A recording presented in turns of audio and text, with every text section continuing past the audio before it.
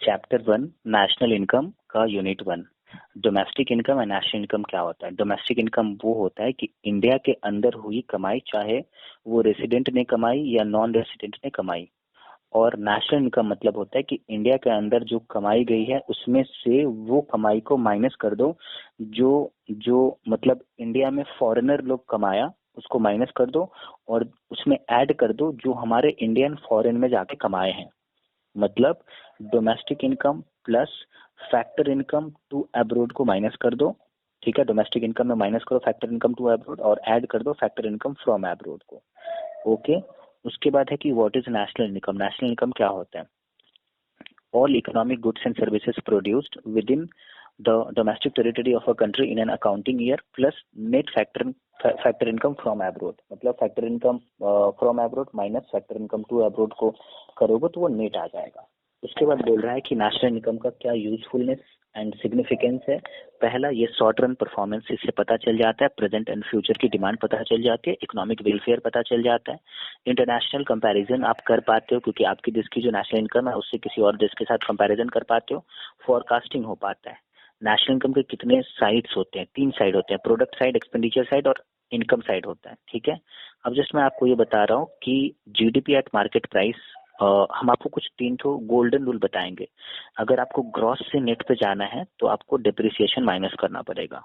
अगर आपको eight market price से एट फैक्टर कॉस्ट पे जाना है तो आपको नेट इनडायरेक्ट टैक्स को माइनस करना पड़ेगा। और नेट इनडायरेक्ट टैक्स आप कैसे निकालोगे? मतलब इनडायरेक्ट टैक्स में से सब्सिडी को माइनस कर दोगे तो नेट इनडायरेक्ट टैक्स आ जाएगा।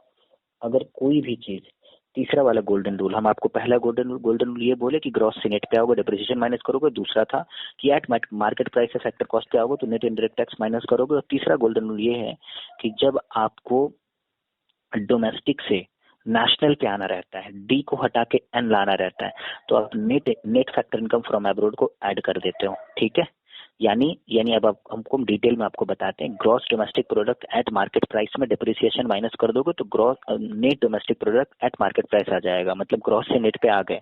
अब उसमें नेट इनडायरेक्ट टैक्स को माइनस कर दोगे तो वो net domestic product at factor cost आ जाएगा। मतलब net domestic product at market price में अगर माइनस कर दिए नेट इनडायरेक्ट टैक्स तो वो मार्केट प्राइस से फैक्टर कॉस्ट पे आ गया। उसमें ऐड कर दोगे net factor income from abroad तो आ जाएगा net national product at factor cost. इसी को नेशनल इनकम बोलते हैं। ठीक है, और net factor income from abroad जो अभी आप ऐड किए हैं उससे जस्ट जो पहले वाला अमाउंट था उसको डोमेस्टिक इनकम बोलते हैं। उसके बाद आपको इसमें जो टर्म हम आपको आपके साथ यूज किए, GDP at market price, NDP at market price या एनडीपी एट फैक्टर कॉस्ट या एनएनपी एट फैक्टर कॉस्ट, जितने सारे वर्ड हम आपके साथ यूज किए हैं ना, ठीक है, ये सारा में, ये ऑल में, ठीक है, ये जितने सारे वर्ड हैं इन सब में, ऑल में कोई भी अगर आपको डेफिनेशन पूछता है तो आप इसी को बना बना के लिख देना। जैसे समझो कि मैं अगर आपको ये पूछ रहा हूँ कि एनएनपी एट फैक्टर कॉस्ट क्या होता है तो आप बोलोगे it is the goods and services produced in a country less depreciation less net indirect tax add net factor income from abroad. Okay, अब आपको हम ये बोल रहे हैं कि important point of national income क्या होता है। ये सिर्फ फाइनल गुड्स एंड सर्विसेज को कंसीडर करता है, इंटरमीडिएट कंजम्पशन को ये कंसीडर नहीं करता है। अगर मैं आलू बना रहा हूँ, ठीक है, सॉरी, अगर मैं समोसा बना रहा हूँ तो उसके जो आलू हैं और ये मैदा वगैरह है इस सब को काउंट ही नहीं करता है। नेशनल इनकम बोलता है जो फाइनली जो बन के आया सामान उसी में इंटरमीडिएट गुड्स भी इंक्लूडेड होगा। उसके बाद ये इकोनॉमिक एक्टिविटी को कंसीडर नहीं करता। जैसे आपकी मम्मी ने आपको खाना बना के दिया तो आप अपनी मम्मी से पैसा थोड़े ना लोगे। तो हर वो चीज जिसका मार्केट में कोई वैल्यू नहीं है, जिसके बदले में पैसा नहीं मिल रहा है सामने वाले को, आप उसको कंसीडर नहीं करते हो। ये आपका फ्लो कॉन्सेप्ट से होता है। ठीक है, फ्लो कॉन्सेप्ट 2 तरह का होता है, एक स्टॉक कॉन्सेप्ट होता है, एक आपका फ्लो कॉन्सेप्ट होता है। स्टॉक कॉन्सेप्ट में आप at a point of time में मेजर कर सकते हो और फ्लो कॉन्सेप्ट में आप over a period of time में मेजर करते हो। फिर इन्वेंट्री इन्वेस्टमेंट एक वर्ड है जिसको closing stock minus opening stock, मतलब closing stock minus opening stock को ही इन्वेंट्री इन्वेस्टमेंट बोलते हैं। मतलब जब आप दुकान बंद कर रहे हो, ठीक है, तो आपके पास 500 पीस है और ओपनिंग में जब दुकान खोले थे तो आपके पास 200 पीस था, यानी 300 पीस जो बढ़ गया ये आप जरूर खरीदे होंगे, जो नया में खरीदे होंगे, यानी आप इन्वेंट्री में इन्वेस्ट किए होंगे तभी तो बढ़ा। ओपनिंग से क्लोजिंग में कि 300 ज्यादा हो गया। उसके बाद नेट इनडायरेक्ट टैक्स का मतलब हम आपको बोल दिए कि इनडायरेक्ट टैक्स माइनस सब्सिडी को बोलते हैं नेट इनडायरेक्ट टैक्स। अब कैलकुलेशन ऑफ नेशनल इनकम जो है ये पूरा मैथमेटिकल पार्ट है। ये 3 तरह से होता है, एक वैल्यू एडेड मेथड, एक इनकम मेथड, एक एक्सपेंडिचर मेथड होता है। वैल्यू एडेड मेथड में हम लोग बोलते हैं कि value of output minus value of input. और वैल्यू ऑफ आउटपुट को 3 तरीका से निकाला जा सकता है। पहला, sales plus change in stock, change in stock को क्लोजिंग माइनस ओपनिंग ये बोलेंगे। या दूसरा वैल्यू ऑफ आउटपुट निकालने का तरीका आउटपुट इनटू प्राइस। या तीसरा value of output of primary sector plus secondary sector का आउटपुट प्लस आपका टर्शियरी सेक्टर का आउटपुट, ठीक है। फिर वैल्यू ऑफ इनपुट भी आपको बांट बांट के दिया जा सकता है कि value of input of primary sector, secondary sector and tertiary sector. तो जब आउटपुट माइनस इनपुट आप कर दोगे तो आपका आ जाएगा GDP at market price. GDP at market price को ही आप बोलोगे जीवीए, मतलब gross value added at market price. उसमें से डिप्रिसिएशन माइनस कर दोगे तो आपका एनडीपी एट मार्केट प्राइस आ जाएगा। एनडीपी एट मार्केट प्राइस का ही दूसरा नाम है net value added at market price. उसमें आप जो है वो एनएफओआई मतलब net factor income from abroad को आप ऐड कर दोगे, ठीक है। तो एक मिनट, जब डिप्रिसिएशन माइनस कर दोगे तो आपका एनडीपी एट मार्केट प्राइस आ जाएगा, या आपका एनबीए एट मार्केट प्राइस यानी net value added at market price आ जाएगा। उसमें आप नेट इनडायरेक्ट टैक्स को माइनस कर दोगे, जो आप पिछले पेज में पढ़े थे सेम टू सेम वही है।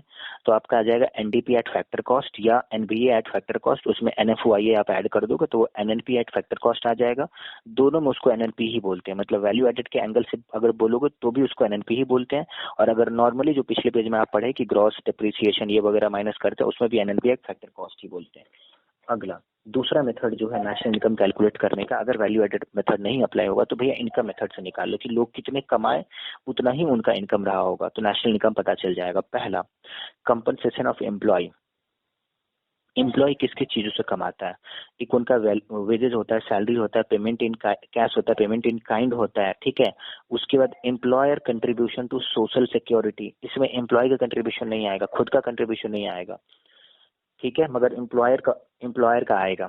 उसके बाद आपको करना है रिप, आरआईपी रिप, उसमें लाना है रेंट एंड रॉयल्टी, आई से इंटरेस्ट एंड पी से प्रॉफिट, ये लाना है। उसके बाद mixed income of self employed लाना है, मतलब आप अपने लिए खुद कुछ काम किए जिससे आप लोगों को अब रखे ही नहीं, तो अगर आप रखते तो उनका सैलरी मिलता है तो वो नेशनल इनकम में काउंट होता है, आपकी वजह से वो काउंट ही नहीं हुआ क्योंकि आप अपना काम खुद ही कर लिए, तो चलो वो mixed income of self employed भी काउंट किया जाएगा। तो इतना तीनों को आप ऐड कर दोगे ना तो आ जाएगा आपका एनडीपी एट फैक्टर कॉस्ट, यानी आपको डेप्री और नेट इनडायरेक्ट टैक्स को माइनस करना ही नहीं पड़ेगा, उसके बाद वाला डायरेक्ट आ जाएगा। तो आप एनएफओआई को ऐड कर दोगे, आप एनएनपी एट फैक्टर कॉस्ट आ जाएगा। तीसरा मेथड जो नेशनल इनकम निकालने का है वो है एक्सपेंडिचर मेथड।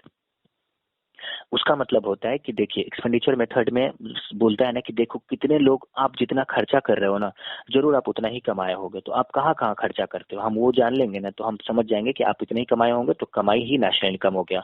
तो खर्चा का टोटल करते हैं। एक होता है प्राइवेट फाइनल कंजम्पशन एक्सपेंडिचर, मतलब प्राइवेट लोगों ने फाइनल गुड्स खरीदने में कितना खर्चा किया, plus government final consumption expenditure, और उसमें ऐड करते हैं कि उसमें ऐड करते हैं कि आप जो कंज्यूम कर लिए उसके बाद जो बचा होगा उसको जरूर आप कहीं ना कहीं इन्वेस्ट किए होंगे। तो gross domestic capital formation, gross domestic capital formation 2 type का होता है। एक होता है gross domestic fix capital formation, जो आपका फिक्स इन्वेस्टमेंट टाइप होता है, जो आपका रेसिडेंशियल या बिजनेस या गवर्नमेंट या कंस्ट्रक्शन ऑफ इन्वेस्टमेंट इससे रिलेटेड होता है।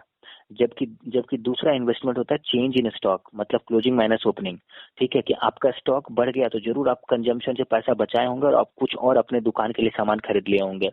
तो इतने टाइप से आपको ऐड करना है, मतलब private final consumption plus government final consumption plus gross domestic capital formation, ठीक है। अब आगे बढ़ते हैं। ये तीनों को आप ऐड कर लोगे, उसमें आप नेट एक्सपोर्ट ऐड कर दोगे, मतलब एक्सपोर्ट माइनस इंपोर्ट को ऐड कर दोगे। आप समझो इसको ऐड क्यों कर रहे हैं कि आप जितने रुपया का एक्सपोर्ट किए हो ना, मान लो आप 15 रुपया का एक्सपोर्ट किए हो, ठीक है, तो आप जरूर 15 रुपया कमाए होगे तभी तो 15 रुपया का रॉ मटेरियल खरीदे होंगे और उसका सामान बनाए होगे तब आप उसको बेचे होगे। तो जो आप कमाए होगे और उससे सामान खरीद के पैसा पे किए तो ये भी आपका एक टाइप का एक्सपेंडिचर है। भले ही आप इसको एक्सपोर्ट करके पैसा ले लोगे लेकिन कभी ना कभी इसको रॉ मटेरियल तो आप खरीदे होगे, इसमें पैसा लगाया होगा, आपका एक्सपेंडिचर रहा होगा। इसीलिए एक्सपोर्ट माइनस इंपोर्ट, जितने का सामान आप मंगवा लिए थे उसको माइनस कर दो, ये जो टोटल आएगा ये आपका एक्सपेंडिचर में आ जाएगा। इस सब को जोड़ करके आपका जीडीपी एट मार्केट प्राइस आएगा। उसके बाद का आपको पता है कि डिप्री माइनस करेंगे, एनआईटी मतलब नेट इनडायरेक्ट टैक्स माइनस करेंगे, एनएफओआई माइनस करेंगे, फाइनली लास्ट में जो आएगा वो नेशनल इनकम होगा। उसके बाद हम आपको छोटी छोटी बातें बता रहे हैं। देखो प्रॉफिट जो है ना, देखो ऑपरेटिंग सरप्लस रीप को बोलते हैं, rent and royalty interest and profit जो आप पढ़े ना उसको बोलते हैं ऑपरेटिंग सरप्लस। क्वेश्चन में ऑपरेटिंग सरप्लस दिया रहेगा तो सीधा ऐड कर देना, ले लेना, ठीक है। और रीप का ही दूसरा नाम है। उसके बाद है अगर देखो प्रॉफिट के अंदर तीन चीजें आती है, प्रॉफिट तीन चीज की वजह से यूटिलाइज होता है। एक होता है कॉर्पोरेट टैक्स, दूसरा होता है अनडिस्ट्रीब्यूटेड प्रॉफिट, तीसरा होता है डिविडेंड मतलब CUD, ठीक है। कॉर्पोरेट टैक्स मतलब जब हम लोग का प्रॉफिट आ जाता है तो हम लोग एक कॉर्पोरेट टैक्स पेड कर देते हैं, प्लस जो पैसा बचा रहता है उसमें जिन जिन लोगों ने पैसा लिया ही नहीं है, अनडिस्ट्रीब्यूटेड है, वो रहता है, और फाइनली जो फाइनल में बच जाता है उसको डिविडेंड देके खत्म कर देते हैं, ठीक है। अब पर कैपिटा इनकम को हम लोग कैसे निकालते हैं? पर कैपिटा इनकम में होता है कि भैया real GDP divide by population कर देते हैं।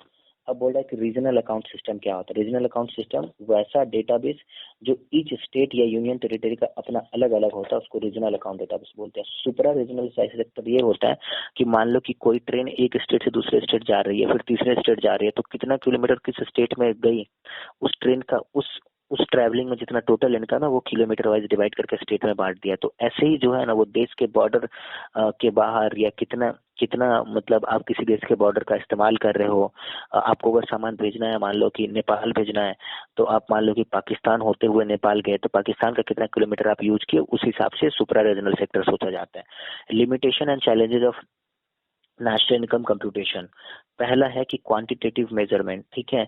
ये आपका क्वांटिटेटिव मेजरमेंट लेता है जबकि क्वालिटी नहीं देखता है। मान लो कि आपने कोई महंगा से सामान खरीद लिया लेकिन वो एक ही पीस खरीदा, और हम कोई सस्ता वाला सामान खरीदे लेकिन हम 5 पीस खरीदे, तो नेशनल इनकम मुझे पकड़ लेगा, ठीक है। अगर हम 200 रुपये का ही सामान खरीदे, वो 5 पीस का दाम 200 रुपया था, और आप एक ही पीस खरीदे उसका दाम था 5 लाख रुपया, तो नेशनल इनकम आपको नहीं पकड़ेगा, मुझे पकड़ेगा। बोलेगा ना क्वांटिटी को पकड़ो, नंबर ऑफ पीस को कौन ज्यादा खरीदा उसको हम लोग कंसीडर करेंगे। उसके बाद इनएडिक्वेट मेजर ऑफ वेलफेयर होता है। मतलब ऐसे समझ लो ना कि अगर GDP बढ़ रहा है ना, इसका ये वजह बिल्कुल भी नहीं है कि भैया इंडिया आगे बढ़ रहा है। हो सकता है कि इनइक्वालिटी की वजह से बढ़ रहा हो, किसी किसी पर्टिकुलर आदमी का इनकम बढ़ रहा हो, ठीक है। उसके बाद does not count the hidden transaction. कुछ मार्केट में जो ब्लैक मार्केटिंग भी होता है अंदर ही अंदर ट्रांजेक्शन, उसको काउंट नहीं करता ये नेशनल इनकम, ठीक है। Does not count non market production जो मार्केट में नहीं बना है मगर फिर भी बना तो है, उसको काउंट ही नहीं करता है, ठीक है। इग्नोर क्वांटिटेटिव डेटा, ठीक है। इग्नोर मतलब क्वांटिटेटिव डेटा आप समझ गए, ठीक है। सॉरी, इग्नोर क्वालिटेटिव डेटा आप समझ गए, हम बोल दिए थे फर्स्ट पॉइंट में ही। उसके बाद economic bads are not accounted for. इसमें ऐसा होता है, इसमें कई बार ऐसा होता है ना कि देखो आपके आपके इनकम कमाने की वजह से पॉल्यूशन बढ़ गया, ठीक है, तो इकोनॉमिक बैड है वो, या कोरोना वायरस आ गया तो उसको काउंट ही नहीं किया जाता है। उसके बाद वॉलंटियर वर्क्स एक्सक्लूडेड, मतलब ऐसे समझ लो ना कि जो उनको फ्री में मिल जाता है उसको वो एक्सक्लूड कर देते हैं, उसको इंक्लूड ही नहीं करते हैं, तो ये गलत बात है। और फाइनली हम आपको लास्ट में बोले थे कि बेटर ऑफ और प्रिवेंटिव वर्स ऑफ, मतलब होता है कि मान लो कि नेशनल इनकम वो लोग डिफेंस वगैरह को इंक्लूड कर लेते हैं कि पुलिस था तुम्हारे एरिया में इसीलिए तुम ठीक से कंपनी चला पाए, तो पुलिस को जो हम लोग सैलरी दी है वो हम तुम्हारे ही इसमें जोड़ के रखेंगे कि भैया तुम जितना गुड्स एंड सर्विस बनाया उसमें इसको मतलब इफेक्ट डाल के रखेंगे कि वो भी जो है वो मेरा नेशनल इनकम में आ जाएगा कि पुलिस जितना कमाया वो मेरा गुड्स एंड सर्विसेज का प्रोडक्शन है, कि भैया पुलिस आके थोड़ी ना बना दिया है, तुम पुलिस को जो सैलरी दे रहे हो तुम ये समझ रहे हो कि गुड्स एंड सर्विसेज का प्रोडक्शन है, वो नहीं हो सकता। उसके बाद हम आपको बोल रहे हैं कुछ डिफरेंसेस वगैरह बोल रहे हैं कि फैक्टर इनकम ट्रांसफर इनकम में क्या डिफरेंस होता है। फैक्टर इनकम वो होता है जो कमाया जाता है, और ट्रांसफर इनकम वो होता है जो अनअर्न होता है। मतलब फैक्टर इनकम अर्न होता है और ट्रांसफर इनकम अनअर्न होता है, ठीक है। उसके बाद फैक्टर इनकम, ये वाली इनकम नेशनल इनकम में इंक्लूड होती है, जबकि transfer income national income include नहीं होता है। उसके बाद फैक्टर इनकम जो है इट इज अर्निंग कॉन्सेप्ट होता है, नेशनल इनकम रिसिप्ट कॉन्सेप्ट होता है। Final goods and intermediate goods में क्या डिफरेंस होता है? जो गुड्स कंज्यूमर खरीद लेता है उसको फाइनल गुड्स उसको बोल, मतलब जो गुड्स, देखो final goods and intermediate goods में क्या फर्क होता है। जो गुड्स कंज्यूमर खरीद लेता है for the purpose of consumption उसको फाइनल गुड्स बोलते हैं, और इंटरमीडिएट गुड्स मतलब होता है जो गुड्स कोई खरीदता है for the purpose of production उसको बोलते हैं इंटरमीडिएट गुड्स। फाइनल गुड्स जो है वो नेशनल इनकम में ऐड होता है, इंटरमीडिएट गुड्स नेशनल इनकम में ऐड नहीं होता। अब आपको दूसरा डिफरेंस बता रहे, consumption goods and capital goods क्या होता है। कंजम्पशन गुड्स वो होता है जो आप खरीदते हो हो for the purpose of consumption, और कैपिटल गुड्स वो होता है जो आप खरीदते हो for the purpose of production, मतलब आप प्रोडक्शन के लिए उसको आप उसको यूज कर रहे हो, कंज्यूम नहीं कर रहे हो। जैसे आप गैस का सिलेंडर ले रहे हो तो गैस जो है उसके अंदर का उसको आप कंज्यूम ही कर लेते हो, वो खत्म हो जाता है जितना बनाते जाते हो, तो वो कंजम्पशन गुड्स हो गया। लेकिन सिलेंडर जो स्टील वाला लोहे वाला जो पार्ट होता है वो तो फिर से बच ही जाता है, फिर से उसमें गैस डालते हो, तो वो कैपिटल गुड्स है, वो लगा बहुत टाइम तक रहता है। फिर डोमेस्टिक इनकम, नेशनल इनकम क्या होता है? डोमेस्टिक इनकम मतलब देश के अंदर की कमाई गई इनकम, चाहे भारतीयों ने कमाई या नॉन भारतीयों ने कमाई, उसको डोमेस्टिक इनकम बोलते हैं। और नॉन डोमेस्टिक इनकम मतलब होता है सिर्फ भारतीयों का इनकम लेता है, मतलब भारत के लोग जो इंडिया में कमाए प्लस जो नॉन भारतीय कमा के गए उसको माइनस करो, और जो भारत के लोग बाहर में कमाए उसको ऐड कर दो, तो पूरा टोटली भारत का इनकम है। डोमेस्टिक इनकम में एनएफओआई इंक्लूड नहीं रहता है, जबकि नेशनल इनकम में एनएफओआई मतलब net factor income from abroad include रहता है। अब हम आपको बोल रहे डिप्रिसिएशन एंड कैपिटल लॉस में क्या वो है, डिप्रिसिएशन एंड कैपिटल लॉस का क्या डिफरेंस है? एसेट्स को यूज करते करते उसकी जो वैल्यू फॉल हो जाती है उसको डिप्रिसिएशन बोलते हैं, जैसे like use wear and tear ये सब। एंड कैपिटल लॉस में क्या होता है कि मान लो कि अनएक्सपेक्टेड लॉस हो गया, अज्यूम कि कुछ एसेट्स पे मेरे एसेट्स पे पेड़ गिर गया, कोई सामान चुरा लिया, ये सब जो है वो आपका आ जाता है कैपिटल लॉस में। अब हम आपको समझाते हैं कि domestic income NDP at FC आप कैसे कैलकुलेट करोगे। देखो डोमेस्टिक इनकम, एक देश का डोमेस्टिक इनकम दो पार्ट में बटा होता है। एक होता है share of domestic income to private sector, और एक दूसरा होता है share of domestic income to government sector. ठीक है, तो प्राइवेट सेक्टर का क्या होता है? प्राइवेट सेक्टर में होता है ना कि देखो हम आपको प्राइवेट सेक्टर बता दिए, अब आपको हम गवर्नमेंट सेक्टर बताते हैं। गवर्नमेंट सेक्टर दो पार्ट में बटा हुआ, एक डिपार्टमेंटल, एक दूसरा नॉन डिपार्टमेंटल। ठीक है, तो मान लो हम आपको बताते हैं कि हम आपको बता रहे हैं कि टोटल समझो, अगर आपको टोटल डोमेस्टिक इनकम जानना है तो सबसे पहले आप बोलोगे कि दो तरह का बना हुआ, एक प्राइवेट सेक्टर है गवर्नमेंट सेक्टर। तो प्राइवेट सेक्टर का अगर आपको दे दिया रहेगा इनकम मान लो 4,000, ठीक है, उसमें आप एनएफवाई ऐड कर दोगे, net factor income from abroad. मतलब एक प्राइवेट आदमी, अच्छे से सुनना, एक प्राइवेट आदमी कितना पैसा कमा सकता है? पहला share of domestic income to private sector वो, plus NFOI net factor income from abroad जो आ गया, ठीक है, net factor income from abroad उसको ऐड कर दो। ये दो अमाउंट कोई प्राइवेट आदमी कमा सकता है। तीसरा amount transfer income from government ने कोई पेंशन स्कॉलरशिप वगैरह दे दिया तो ये प्राइवेट आदमी कमा लिया। चौथा transfer income from rest of the world abroad, कोई फॉरेन से किसी को स्कॉलरशिप या पेंशन मिल गया, ये हुआ। और उसके बाद नेशनल डेप्ट इंटरेस्ट, मतलब किसी ने डेप्ट में पैसा लगा के रखा था नेशनल डेप्ट में, उसको वहां से ब्याज मिल गया। तो एक प्राइवेट आदमी इतना ही तरीका से कमा सकता है। इस सबको जोड़ दोगे तो प्राइवेट इनकम आ जाएगा। ठीक है, अब जब आपको प्राइवेट इनकम पता चल गया तो आप बोलोगे नहीं, देखो प्राइवेट इनकम में दो चीज तो आप बोले थे माइनस करते, सीयूडी। ठीक है, तो सबसे पहले आप कॉर्पोरेट टैक्स, आप अपने कंपनी का टैक्स पेड कर दोगे। ठीक है, तो वो मतलब पेड हो जाने के बाद फिर आप अनडिस्ट्रीब्यूटेड प्रॉफिट ऑफ कॉर्पोरेट या प्राइवेट या सेविंग ऑफ कॉर्पोरेट सेक्टर आपको माइनस करना पड़ेगा। वो ये होता है कि देखो अनडिस्ट्रीब्यूटेड प्रॉफिट ऑफ कॉर्पोरेट मतलब होता है कि जो पैसा किसी और का है लेकिन आप अपने प्राइवेट इनकम में जोड़ के रखे हो, वो लेने के लिए नहीं आया आपके पास तो आपके पास बचा हुआ, उसको माइनस कर दो। या सेविंग ऑफ कॉर्पोरेट सेक्टर, जितना पैसा आप सेव करना चाहते हो उसको माइनस करना पड़ेगा। अब जो आया ये पर्सनल इनकम बोलेंगे। पर्सनल इनकम आ जाने के बाद पर्सनल टैक्स पेड कर देंगे, और आपने कोई गलती वलती फाइन्स पेनल्टी आपकी वजह से देना पड़ेगा तो वो माइनस कर देंगे। जो माइनस करके आएगा उसको पर्सनल डिस्पोजेबल इनकम बोलेंगे, मतलब इतना पैसा आप खर्चा कर सकते हो अपने ऊपर में। इसको दो भाग में हम लोग बांट देते हैं कि हम लोग सेविंग कर लेते हैं और कुछ कंजम्पशन कर लेते हैं, मतलब पर्सनल सेविंग या पर्सनल कंजम्पशन एक्सपेंडिचर।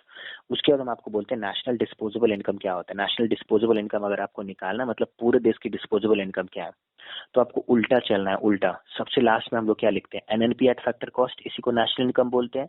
उसमें नेट इनडायरेक्ट टैक्स अगर ऐड कर देंगे तो आ जाएगा एनएनपी एट मार्केट प्राइस। ठीक है, नेट इनडायरेक्ट टैक्स ऐड कर देंगे तो फिर उसके बाद एक ही तो नया आइटम उसमें आएगा, net current transfer from rest of the world, उसको भी ऐड कर देंगे तो आ जाएगा नेट नेशनल डिस्पोजेबल इनकम। उसमें डिप्रिसिएशन ऐड कर देंगे तो नेट से ग्रॉस में आ जाएगा, ग्रॉस नेशनल डिस्पोजेबल इनकम। ठीक है, बैक चले हैं। फिर हम आपको बोले हैं कि nominal GDP and real GDP, इस पे बहुत सारा मैथ पूछा हुआ है इंस्टीट्यूट। तो देखिए, तो आपका जो रियल जीडीपी है एंड नॉमिनल जीडीपी है, ठीक है, इसमें क्या होता है कि प्राइस इंडेक्स इक्वल टू होता है nominal GDP divide by real GDP into 100। ठीक है, तो आपका जो नॉमिनल जीडीपी होता है वो आपका price into current year of production होता है, और रियल जीडीपी जो होता है वो base year price into current year production होता है। ठीक है, उसके बाद हम लोग आ जाते हैं यूनिट 2 ऑफ नेशनल इनकम।